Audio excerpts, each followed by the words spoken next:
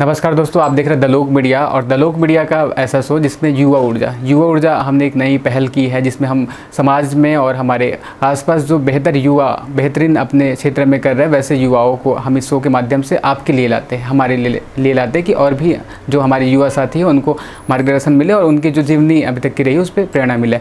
तो आज हमारे साथ छत्तीसगढ़ की IAS टॉपर और यूँ कहे हिंदुस्तान में जो रैंक 31 रहा है, सिमी करण जी हमारे साथ हैं। बहुत स्वागत है आपका। सबसे पहले तो बहुत आपको बधाई है। और दोस्तों, उम्र की जब बात आती है तो अनुभव उस पर हमेशा से हावी रहा है। हमारे साथ एक ऐसी युवा है महज 22 साल में जिन्होंने वो कमाल कर दिखाया, जिसके लिए लोग काफ़ी संघर्ष करते हैं, अपना समय लगाते हैं, अपने पूरे समय के साथ जो है पूरे एफर्ट लगा देते हैं, लेकिन पहले ही अटेम्प्ट पे जिन्होंने इस बहुत बड़े जो एग्ज़ाम कहे जाते हैं UPSC, उसको क्रैक कर ली है, सिमी करण जी हमारे साथ है। उनसे हम आज खूब सारी बातें करने वाले हैं। इनकी जीवन यात्रा, यानी एक सामान्य विद्यार्थी स्कूल से IIT बॉम्बे, उसके बाद का जो इनका यात्रा रहा है, कितना खूबसूरत यात्रा है, आपको इस इंटरव्यू के माध्यम से देखने मिलेगा।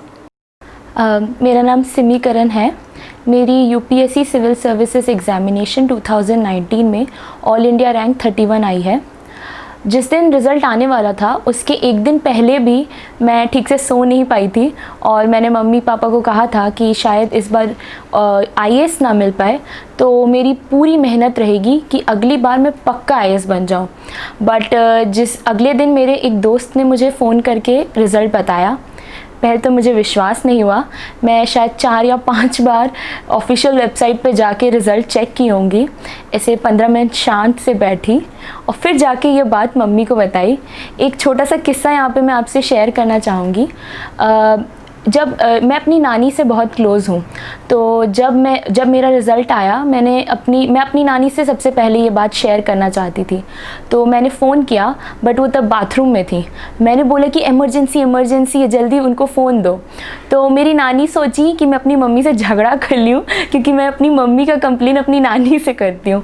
बट उनको पहले तो समझ नहीं आया कि मैं क्या बोल रही हूँ, वो बहुत टेंशन में थी। फिर से 3-4 बार बोलने के बाद उनको ये बात पता चली, वो बहुत खुश हो गई। उनकी वो आवाज़ सुन के मुझे बहुत ही ज़्यादा खुशी हुई। जी, मैं बिल्कुल हार्डवर्क का तो कोई सब्स्टिट्यूट नहीं है, हार्डवर्क तो करना ही है। मैं उसके साथ ही साथ स्मार्ट वर्क पे विश्वास रखती हूँ, जिसका मतलब ये है कि मैं जितने भी समय पढ़ाई करती हूँ उसको बहुत ही क्वालिटी टाइम की तरह यूज़ करती हूँ। ऐसा नहीं है कि मैं 1 घंटा बैठी और मैंने कुछ पढ़ा और at the end of 1 hour मुझे कुछ पता ही नहीं कि मैं क्या कर रही हूँ या उसका क्या बेनिफिट है, या वो मेरे प्रेपरेशन से इवन रेलेवेंट है या नहीं। तो मैं बहुत ही ज़्यादा मेटिकुलस प्लान करती थी, 1 महीने का, डेली का, हर घंटे का भी कभी कभी प्लान करती थी, ताकि मेरा कंप्लीशन की तरफ हमेशा फोकस रहे और स्मार्टली कम पढ़ाई के साथ बेटर रिजल्ट मिल पाए। ऐसे तो मैं हमेशा कहती हूँ कि ये एक इंडिविजुअल एफ़र्ट नहीं है, ये एक पूरे ग्रुप का एफ़र्ट है, और इसमें मदर फादर ने तो बहुत ही ज़्यादा योगदान दिया है। जैसे कि मैं बता रही थी सभी को कि दिसंबर ऑनवर्ड्स मैंने सीरियसली प्रिपरेशन चालू किया, और इसका रीज़न भी मेरे पापा ही थे। उन्होंने कहा कि बेटा ये वाला अटेम्प्ट तो देना ही है, भले ही कोई भी रिज़ल्ट हो जाए, वरना मैं ये अटेम्प्ट नहीं देना चाहती थी। तो उसके बाद से एक बहुत ही ज़्यादा सीरियसनेस आ गया कि अब जो देना है 100% देना है, उसके नीचे नहीं। मदर फादर एक बहुत ही मेजर रोल प्ले करते हैं साइकोलॉजिकल सपोर्ट देने में। यहाँ वो भले ही आपके प्रेपरेशन की स्ट्रैटेजी या क्या पढ़ रहे हैं वो ना समझ पाए, बट उनका एक जो कामिंग इफ़ेक्ट होता है, उनका जो बस एक प्रेजेंस होता है, वो एक बहुत ही स्ट्रॉन्ग मोटिवेशन होता है। वैसे ही मेरे सफ़र में बहुत लोग और भी जुड़ गए हैं। मेरे बहुत सारे ऐसे सीनियर्स रहे हैं जिन्होंने मुझे बहुत ज़्यादा मोटिवेट किया है, मेरे को बहुत ही अच्छी गाइडेंस दी है। मेरे एक स्कूल के टीचर थे जो मैं क्लास 9th में जब से थी तब से वो मेरे पे बहुत ही ज़्यादा उनको भरोसा था कि मैं सिविल सर्विसेज दे सकती हूँ।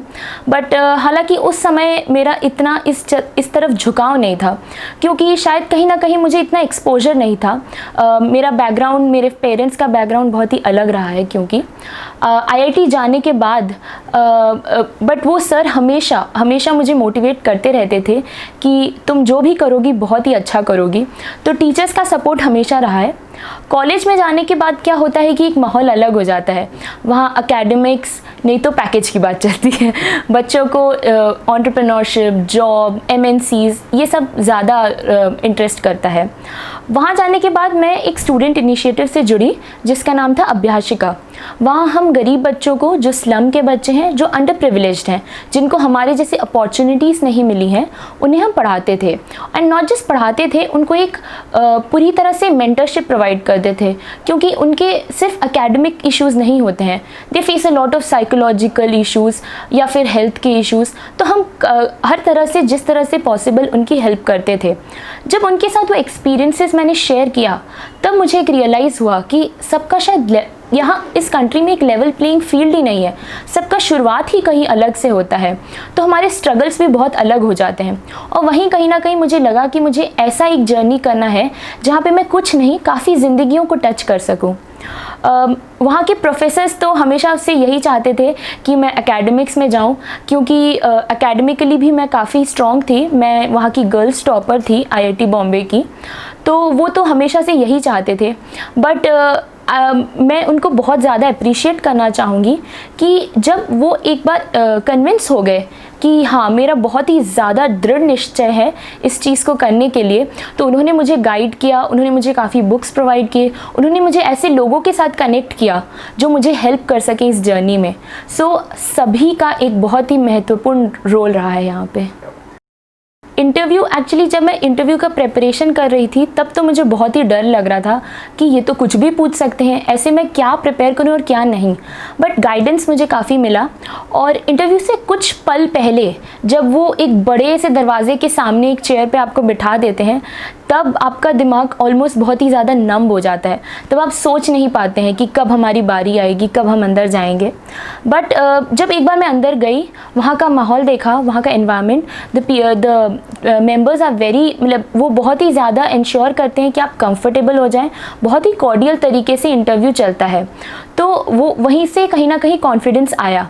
और कुछ क्वेश्चंस ऐसे थे जो सुन के मुझे बहुत ही एक पल के लिए लगा कि अब मैं क्या जवाब दूं इसका। बट वो मुझे लगा कि मैंने अच्छी तरह से संभाला और कहीं ना कहीं उनके आंसर से एक एनर्जी बूस्ट हुआ इंटरव्यू का। जैसे कि एक क्वेश्चन है जो हमारी एक पैनल मेंबर ने, उन्होंने ऑब्जर्वेशन दिया कि यहाँ तो तुम्हारे कॉलेज में गाय घूमती हैं और वहाँ का माहौल तो बहुत ही ख़राब है, मैं तो वहाँ बिल्कुल नहीं जाना चाहूँगी। वो बहुत ही एक नेगेटिव तरीके से उस चीज़ को प्रेजेंट कर रही थी। और कहीं ना कहीं मुझे लगा कि मैं जिस तरह से भी उनको इसका जवाब दूं, भले ही पॉजिटिव या नेगेटिव, वो कन्विंस नहीं होंगी। तो मैंने उसको एक अलग ही डायरेक्शन में ले लिया। मैंने उनको बोला कि मैम, एक्चुअली हमारे कॉलेज में एक जोक है, वो कहते हैं कि हमने इतना मेहनत किया, 2 साल 3 साल पढ़ा और बहुत सारा बहुमूल्य टाइम देकर इस कड़ी परीक्षा में क्लियर करके IIT में आए, जबकि इन गाय लोगों को तो यहाँ पे फ्री पास मिल गया। तो ये कहीं ना कहीं काफ़ी हद तक उस इंटरव्यू का एनर्जी बूस्ट कर दिया। और भी काफ़ी ऐसे सवाल थे जैसे कि रिजर्वेशन रिलेटेड, कि वो बहुत ही ज़्यादा इंसिस्ट कर रहे थे कि नहीं, तुम देखो, तुम तो एक जनरल कैंडिडेट हो और ये तो तुम्हारे लिए कितना गलत बात है। तो वो बहुत ही नेगेटिव डायरेक्शन में खींचने की कोशिश कर रहे थे, एक आपको एक्सट्रीम स्टैंड लेने की कोशिश कर रहे थे। तो मुझे ऐसा लगा कि यहाँ पे एक बहुत बैलेंस्ड अप्रोच की ज़रूरत है। मैंने उनको कहा कि सर, रिजर्वेशन का कॉन्सेप्ट एक बहुत ही इम्पॉर्टेंट चीज़ है हमारे देश में, क्योंकि लोगों की लेवल प्लेइंग फील्ड ही अलग है और ये मेरे अभ्यासिका के एक्सपीरियंस से भी मुझे पता चला है। बस डिफ़िकल्टी ये है कि हमने इसको बहुत एक नैरो डेफिनेशन में लिमिट कर दिया है। हम इसको सिर्फ कास्ट बेसिस पे देख रहे हैं, जबकि आज के दिन पे अगर हम ट्रांसजेंडर कम्युनिटी को देखें तो वो एक बहुत ही बड़ी डिप्राइव्ड कम्युनिटी है। या फिर जैसे कि एक दलित वुमन, उसको मल्टीपल डिप्रीवेशंस फेस करना पड़ता है। तो मैंने कहा कि हमको इन सारे डिप्रीवेशंस को एक इंडेक्स बनाना चाहिए और हर इंसान, वो जिस हद तक उस कठिनाई को फेस कर रहा है, उनको उस तरह से बेनिफिट देना चाहिए। तो मुझे लगा कि उस आंसर से वो काफ़ी खुश हुए थे। तो इंटरव्यू से आने के बाद I was very very satisfied with my interview, क्योंकि मैंने कभी एक्सपेक्ट नहीं किया था कि इतना अच्छा जाएगा। तीन चीज़ें जो मेरे दिल से बहुत करीब हैं और मैं फोकस करना चाहूँगी। पहला है विमेन एम्पावरमेंट, दूसरा है एजुकेशन और तीसरा है सॉलिड वेस्ट मैनेजमेंट। ये तीनों चीज़ें मुझे बहुत ही ज़रूरी लगती हैं क्योंकि ये मेरे एक्सपीरियंसेस से मैंने जाना है। एज अ गर्ल मैंने जो चैलेंजेस फेस किए हैं और मैं जिन लोगों को फेस करते हुए देखती हूँ उसमें मुझे लगता है कहीं ना कहीं आज के दिन पे लीडरशिप स्किल्स लैकिंग है लड़कियों में। दूसरा एजुकेशन, क्योंकि मैं अभ्यासिका से जुड़ी हुई हूँ तो उनकी एक्सपीरियंसेस से मुझे पता चलता है कि किस तरह की प्रैक्टिकल इम्प्लीमेंटेशन चैलेंजेस फेस करते हैं। एंड तीसरा सॉलिड वेस्ट मैनेजमेंट, इस चीज़ की इंपॉर्टेंस मुझे तब पता चली जब मैं एक इंटर्नशिप के लिए जापान गई थी और उनकी क्लीनलीनेस लेवल्स और उनका जो इस चीज़ के लिए एक जो बिहेवियरल एस्पेक्ट है वो चीज़ मुझे लगता है कि बहुत ही ज़रूरी है और हम अपने देश में रेप्लिकेट कर सकते हैं। तो ये चीज़ें मैं फोकस करना चाहूँगी। हमें कोई कंपटीशन या किसी एग्ज़ाम के लिए ही दिल्ली जा रहे थे, काफ़ी सारे बच्चे, मैं और मेरे फ्रेंड्स ट्रेन में जा रहे थे और हम सब टीचर्स के साथ जा रहे थे। 2-3 टीचर्स थे, बहुत सारे बच्चे थे। तो उस दिन रात को ये 3 सीटर वाला जो होता है, ऊपर वाले टियर में एक लड़की सोई हुई थी और उसका फिगर और शेप मेरे से मैच करता है।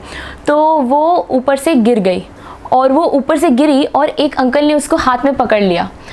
तो अगले दिन सुबह जब मैं ब्रश करने गई, वो अंकल मुझसे पूछते हैं, बेटा तुम सही सलामत हो ना, तुमको कहीं चोट तो नहीं लगी? मैं बहुत डर गई कि ऐसे कौन एब्रप्टली रैंडमली आके एक अंकल बात कर रहे हैं। तो वहीं से वो लड़की आते हुए बोलती है, नहीं अंकल वो नहीं, मैं गिरी थी। तो वो बहुत ही फ़नी मोमेंट था।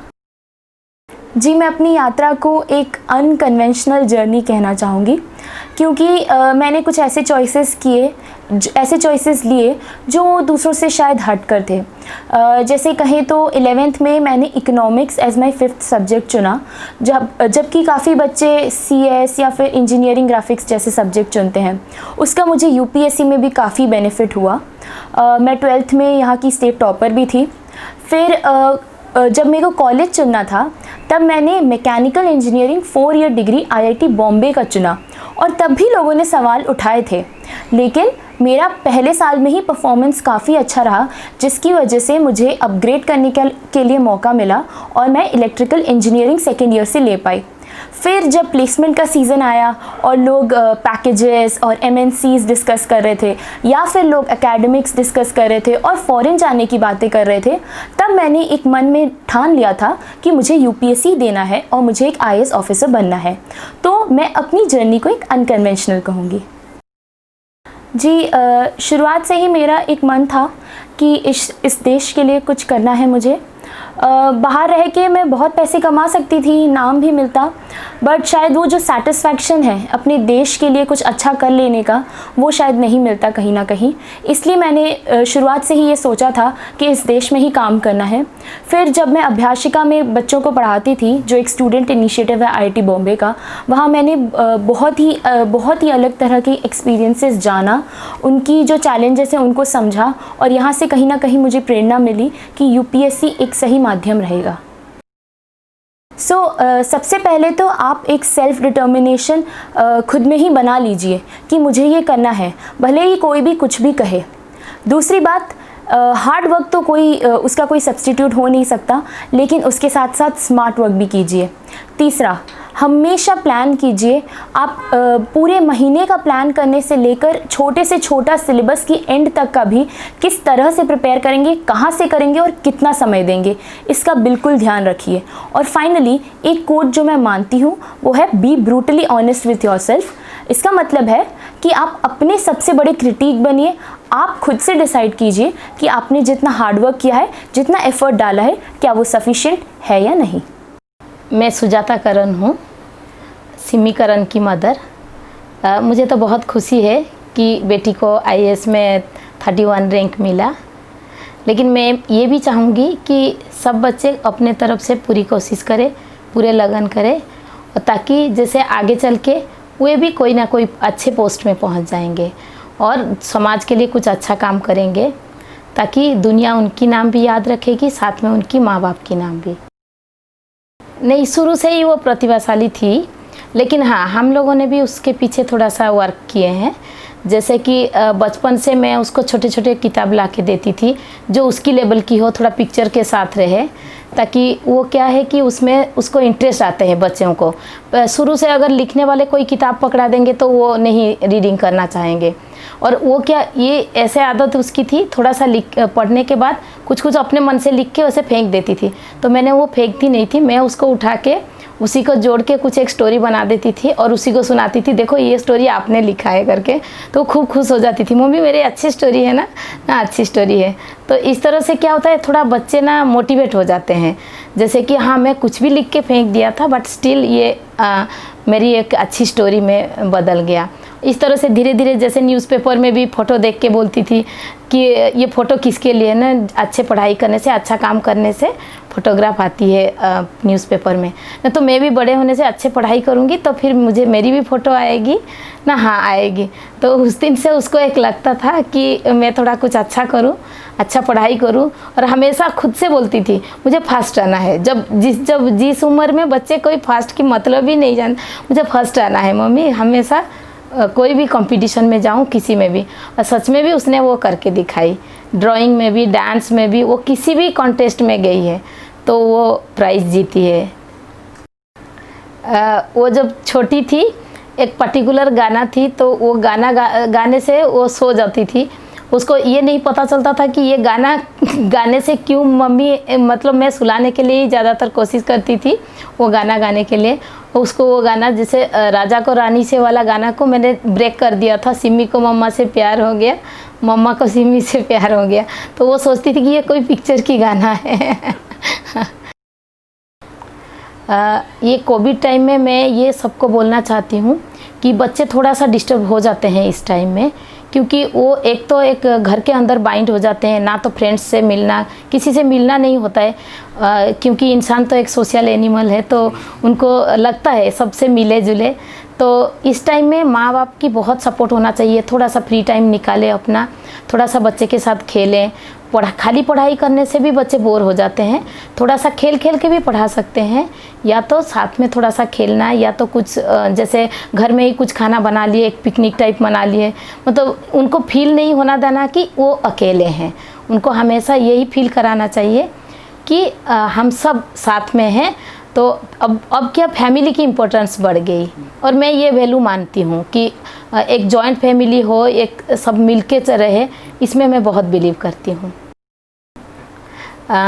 मैं तो आज तक कभी भी बॉय गर्ल में कभी डिफरेंस नहीं करती थी। मैं बचपन से ही मैं इस तरह से ही हूँ, लेकिन जैसे, और मुझे लड़कियाँ बहुत पसंद भी है। तो मेरे खुद के 2 बेटियाँ हैं, लेकिन मैंने उनको कोई भी तरह की कमी कभी महसूस करने नहीं देती हूँ, क्योंकि बच्चों को, बॉयज़ को जितना आप फैसिलिटी देंगे, गर्ल्स को भी इतना फैसिलिटी देंगे तो वो भी बॉयज़ जैसे करके दिखाएंगे। इसकी तो उदाहरण है ही सिमी। और इसकी तो प्राइजेस तो शुरू से ही मिलते आ रही है, जितने ओलंपियाड्स है और जितने NTSC हुआ, KVPY की, और इसके अलावा भी उसने ये जो IIT में गई थी तो उसकी पढ़ाई इतनी अच्छी थी करके उसके जो आलमनी वाले बच्चे उसकी पूरी पढ़ाई स्पॉन्सर कर दिए थे। और साथ में उसको एक कारगिल ग्लोबल स्कॉलरशिप करके आता है, वो स्कॉलरशिप मिला था, जिसके तहत उसको दिल्ली में एक सेमिनार कराए थे, US में लेके कराए थे।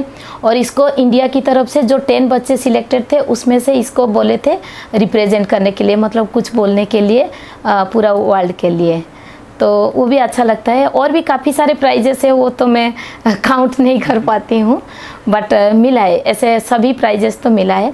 इसीलिए बॉय गर्ल में कोई अंतर ना करे, और अच्छा से दोनों को ही परवरिश अगर अच्छा से रहेगा तो दोनों ही बहुत बड़े पोजीशन में पहुँच सकते हैं।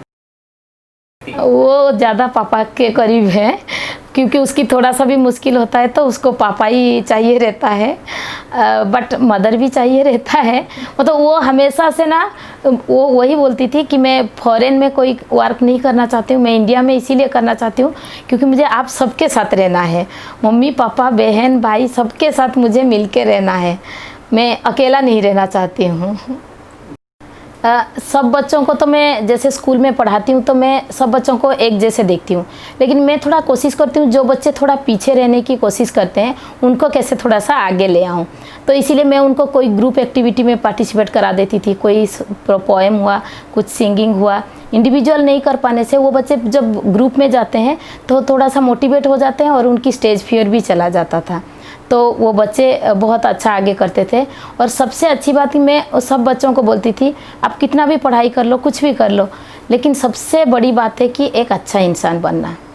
पूरी जितना भी तुम पढ़ाई कर लो, जितने जो पोजीशन में भी आज पहुंच जाओ, लेकिन एक अच्छा इंसान होना सबसे बहुत ज़रूरी है। जी, तो आज हमने सिमी जी से बहुत सारी बातें की है कि कैसे एक युवा जो है आज हम जैसे और न जाने कितने करोड़ों लोगों के लिए, क्योंकि यूपीएससी ऐसा होता है जिसमें लाखों लोग जो है पार्टिसिपेट करते हैं। तो हमारे साथ सिमी जी की जो जीवन यात्रा रही है, हम जैसे युवा जो अभी नए इस फील्ड में आने वाले हैं, यूपीएससी और तमाम अलग अलग जो एग्ज़ाम है उसकी तैयारी करें, उनके लिए यह वीडियो और यह इंटरव्यू जो है उनके लिए भी मार्गदर्शन के स्वरूप में जो है रहेगा।